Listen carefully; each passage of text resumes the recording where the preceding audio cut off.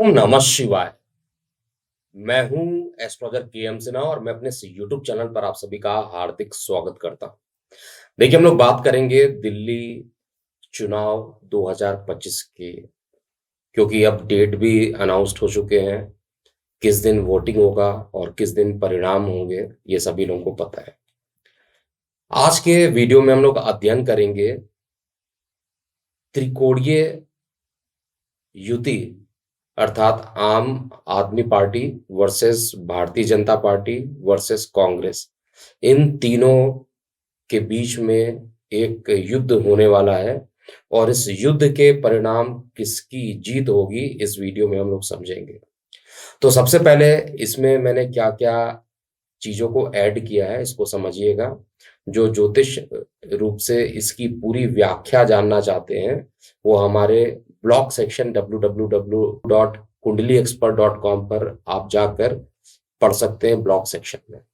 फिलहाल हम लोग यहाँ पर बात करेंगे 5 फरवरी 2025 एक ऐसा डेट होगा, जहाँ पर दिल्ली में चुनाव होने वाले। बहुत तगड़ी लड़ाई एक प्रकार से कहा जाए। पिछले 10 सालों से आम आदमी पार्टी ने वहां पर अपना कब्जा और बहुत ही बढ़िया मार्जिन से 67 सीट 70 में और फिर 62 सीट 70 में आम आदमी पार्टी ने प्राप्त किया था। लेकिन विगत 2 वर्षों में कुछ ना कुछ ऐसी घटनाएं घटित हुई है। आप सभी लोगों को पता होगा कि सबसे पहले सत्येंद्र जैन, फिर मनीष सिसोदिया, संजय सिंह और अंत में केजरीवाल, बहुत सारे इनके जो मिनिस्टर थे वो लिकर स्कैम में इनको बेल मिला है और ये चुनाव लड़ रहे हैं। लेकिन अभी इन पर जो दोष है वो एक प्रकार से कहा जाए ये उससे बाहर नहीं आ पाए हैं, अभी भी ये बेल पर है। और दिल्ली की जो कमान है इस समय आतिशी मार्लिना के पास है। तो हम लोग बात करेंगे आज के वीडियो में क्या क्या है और मैंने कुछ कैलकुलेशन किया हुआ है। तो अपने कैलकुलेशन को पॉइंट टू पॉइंट में बताता हूं और जिनको नोट करना है समझना है नोट कीजिए। अंत में कमेंट सेक्शन में जरूर ये बताइएगा किसकी जीत होने वाली है। मैंने पूरी प्रॉपरली इसका एनालिसिस किया है और यहाँ पर हम लोग स्टार्ट करने वाले हैं दिल्ली इलेक्शन के लिए। सबसे पहले मैंने दिल्ली की कुंडली का एनालिसिस किया है, क्योंकि मेदिनी ज्योतिष ये कहता है कि इतने ज्यादा जो भी पार्टिसिपेंट वहां पर होंगे तो किसी एक व्यक्ति विशेष पर चुनाव का परिणाम कभी भी नहीं होता है। वहां पर मेदिनी ज्योतिष के हिसाब से उस स्टेट का एनालिसिस करना होगा।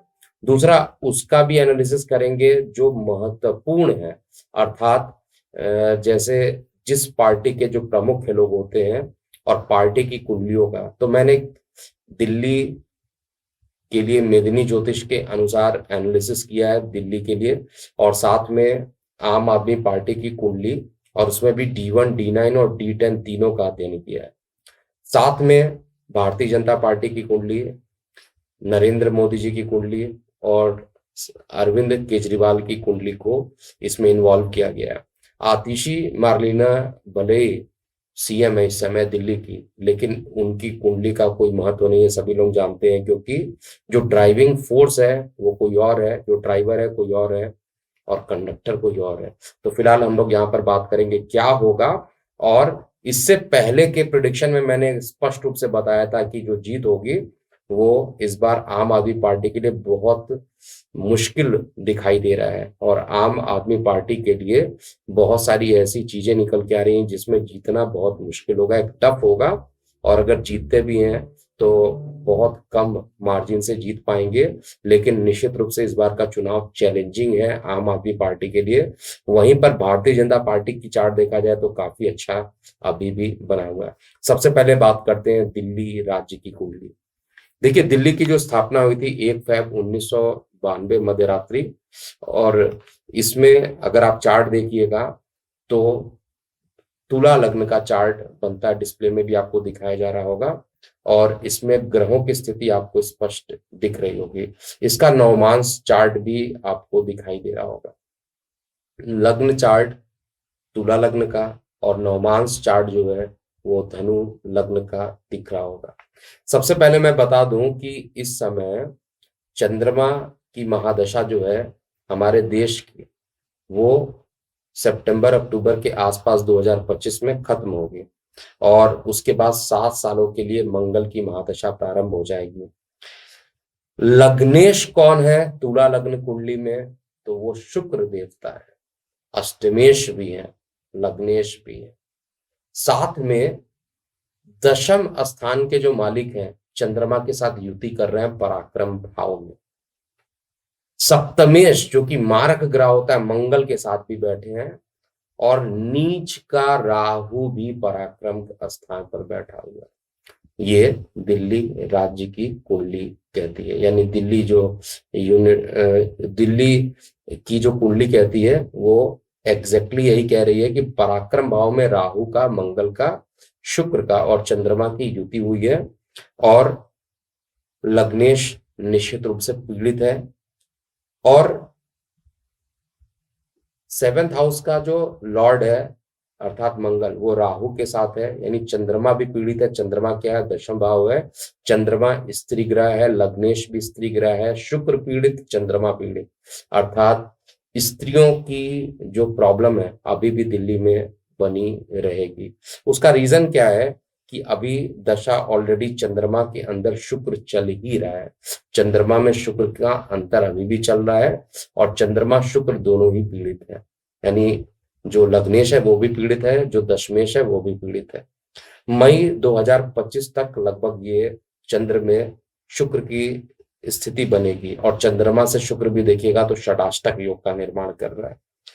अब नवमांश कुंडली को अगर आप देखिएगा दिल्ली की, तो नवमांश कुंडली में जो चंद्रमा है वो अष्टमेश है और वो शुक्र के साथ बैठा है, ये भी अच्छा नहीं है। मतलब चाहे आप लगन चार्ट की बात कीजिए दिल्ली के लिए, चाहे आप नवमांश की बात कीजिए, दोनों ही जगह पर शुक्र और चंद्रमा दोनों ही पीड़ित है, ये कन्फर्म है।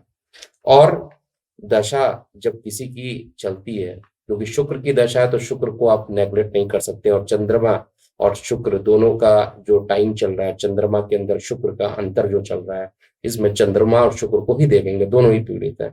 इसका मतलब है कि जो महिलाएं हैं, क्योंकि शुक्र चंद्रमा कहीं ना कहीं महिलाओं को ही रिप्रेजेंट करते हैं, तो निश्चित रूप से दिल्ली में जो क्राइम है अभी भी बढ़ेगा और अभी भी वहां पर स्त्रियों के लिए, महिलाओं के लिए समय अच्छा नहीं है, जो चार्ट में दिखाई दे रहा है मई 2025 तक। अब बात करते हैं फॉर्मेशन ऑफ आम आदमी पार्टी, यानी आम आदमी पार्टी की जो स्थापना हुई थी, कब हुई थी? 26 नवंबर 2012 मध्यरात्रि दिल्ली में। मकर लगन की कुंडली है, स्पष्ट रूप से आपको दिख रहा होगा मकर लगन की कुंडली, और ग्रहों की स्थिति मैं बताऊंगा नहीं, आपको चार्ट में दिखाई दे रहा होगा। नवमांश चार्ट को भी देखिए बनाया गया है साथ में, और दशमांश चार्ट को भी बनाया गया। तीनों ही चार्ट को, वीडियो को पॉज करके देखिए, जो लोग अध्ययन करते हैं, समझिए कॉमन सी बात। देखिए लग्नेश जो है शुक्र है और जो दशमेश है वो शनि है। तो लग्नेश जो है वो शनि है और जो द्वितीयेश है यानी सेकंड हाउस का जो लॉर्ड है वो शुक्र है। शनि शुक्र की युति और अत्यंत योग कारक भी शुक्र होता है। दोनों ही की पोजीशन 10th हाउस में बहुत ही बढ़िया बनी हुई, इसमें कोई डाउट नहीं है। लेकिन प्रॉब्लम क्या है कि शनि और शुक्र के बीच का जो अंतर है वो 1 डिग्री से भी कम का है, यानी ग्रहों में युद्ध चल रहा है इस समय। ग्रहों में युद्ध चलना स्पष्ट रूप से यहाँ पर एक प्रॉब्लमेटिक अभी भी दिखाई दे रहा है। मैं बार बार बात कर रहा हूँ क्योंकि शुक्र का जो टाइमिंग है अभी भी, उसके अकॉर्डिंग शुक्र और शनि के बीच में जो है ये परेशानी अभी भी है, युद्ध की कंडीशन बन रही है। और ये जो युद्ध है वो आंतरिक युद्ध होगा। लेकिन ओवरऑल D1 चार्ट देखा जाए आम आदमी पार्टी का, कोई खराब नहीं कह सकता है, क्योंकि दशम स्थान पे शनि उच्च के हैं तुला में, और साथ में सेकंड हाउस के लॉर्ड के जो मालिक हैं वो भी शनि बनते हैं, लग्नेश भी हैं, और शुक्र के साथ ये युति करके बैठे हैं, इसमें कोई डाउट ही नहीं है। और 9th हाउस का जो मरकरी है वो भी है। लेकिन प्रॉब्लम क्या है कि आम आदमी पार्टी में ही बंधन योग बन गया है। देखिए, जब किसी इंसान की कुंडली में बंधन योग बनता है तो उस बंधन योग के परिणाम स्वरूप क्या होता है, इंसान जेल में जाता है। यहाँ तो पूरी पार्टी पर बंधन योग बना हुआ है। इसीलिए पार्टी के एक दो नहीं, बहुत सारे मिनिस्टर आपने देखा होगा, सीएम से लेकर जितने भी 10-12 लोग कम से कम आपने देखा होगा कि लिकर केस में उनको अरेस्ट किया गया था। तो बंधन योग अभी भी चल रहा है, इस बात को नोट कीजिएगा आम आदमी पार्टी के लिए। और ये बंधन योग क्यों बना है, क्योंकि जो मंगल आपको दिख रहा है D1 में, जो मंगल आपको दिख रहा होगा D9 में, जो मंगल आपको दिख रहा होगा D10 में, सभी द्वादश में जाकर बैठे हैं। एक अजीब सा कॉम्बिनेशन बना है, D1 D9 D10 तीनों में ही मंगल द्वादश में बैठे हुए हैं। और शनि की दृष्टि लग्न चार्ट में मंगल पे पड़ रही है, बंधन योग बनने के लिए सफिशिएंट है। तो यहाँ पर बंधन योग का फॉर्मेशन हो रहा है। दशा देखा जाए आम आदमी पार्टी की तो शुक्र के अंदर शनि है, इसीलिए शुक्र शनि का जो अंतर युद्ध चल रहा है वो अभी भी यहाँ पर चल रहा है। और ये मार्च 2023 से प्रारंभ है और मई 2026 तक चलने वाला है। शुक्र और शनि को अगर आप देखिएगा, ये दोनों 10वें भाव में है, लेकिन 1 डिग्री से कम होने के कारण इनके अंदर युद्धायुद्ध बल चल रहा है। D9 में भी देखिएगा तो शनि और शुक्र जो है 6वें भाव में जाकर बैठे हैं मकर में, जो कि लीगली अच्छा नहीं है, वहां पर भी परेशानी है। और उसके ऊपर मंगल और राहु की दृष्टि भी पड़ रही है, वो भी प्रॉब्लम है। D10 में हालांकि पोजीशन थोड़ी सी ठीक बन रही है, और शुक्र में शनि के अंदर सूर्य की अंतर जो है वो 17 जनवरी तक चलेगी, उसके बाद चंद्रमा चलेगी। देखिए, चंद्रमा वैसे भी कहा जाए मकर लग्न के चार्ट के लिए चंद्रमा कभी भी अच्छा नहीं होता है, इसलिए यहाँ पर पार्टी का जो परफॉर्मेंस है एक्सपोनेंशियली गिरेगा। जितनी तेजी से पार्टी ऊपर बढ़ी थी, भाई 70 में 67 सीट पाना मामूली बात नहीं है। पूरी की पूरी एकदम क्लीन स्वीप कर देना, जो एक प्रतिष्ठा थी वो पूरी की पूरी प्रतिष्ठा एक्सपोनेंशियली रूप से डाउन होगी। अब ये प्रश्न ये उठता है कि डाउन तो होगी, ये कंफर्म है।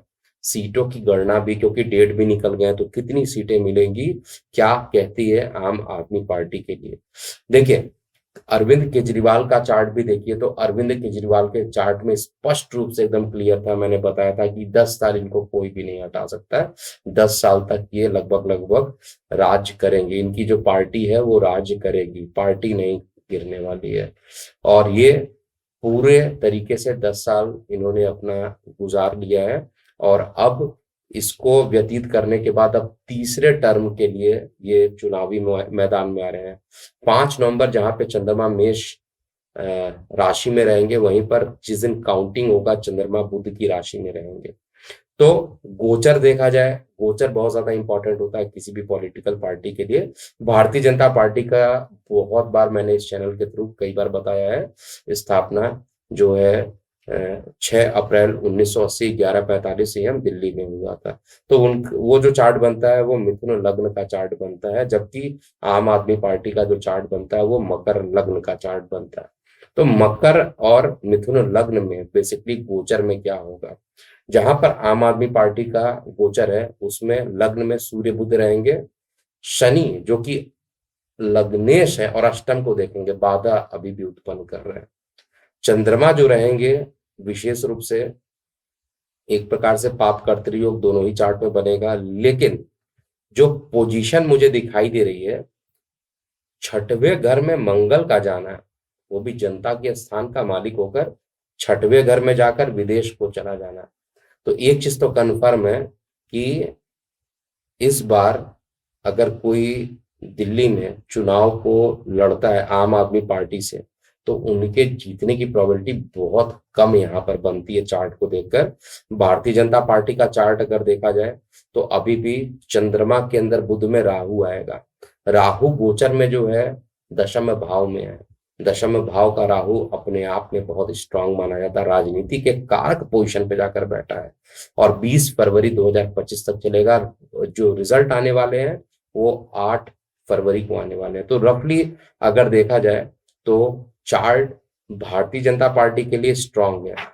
आम आदमी पार्टी के लिए कई चीजें जो है निगेटिव यहाँ पर बन रही हैं, और जो नंबर ऑफ सीट्स आने वाले हैं जो मैं कैलकुलेट कर पा रहा हूँ, क्योंकि 70 विधानसभा के सीटें बहुत कम है, इसलिए यहाँ पर सीटें जो मुझे दिखाई दे रही है कांटों की टक्कर वाली दिखाई दे रही है। ऐसा नहीं होगा कि स्वैप हो जाएगा, एक एक पूरा क्लीन हो जाएगा और दूसरे को पूरा सीट मिल जाएगा, जैसे हमेशा से आम आदमी पार्टी करती है।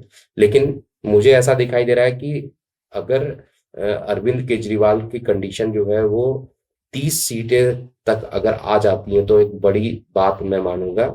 लेकिन बहुमत का जो आंकड़ा है वो बहुत ज्यादा नहीं है। 70 सीटें हैं तो आधा 35 हुआ है, यानी 36 सीटें चाहिए। और 36 सीटें लाने के लिए ये भारतीय जनता पार्टी अंत में चुनाव जीतेगी और इस बार आम आदमी पार्टी का जड़ से सफाया भी होगा। और अरविंद केजरीवाल में भी जो राजयोग बना था वो बंधन योग अभी भी चल रहा है, जो कि 2026 तक चलेगा।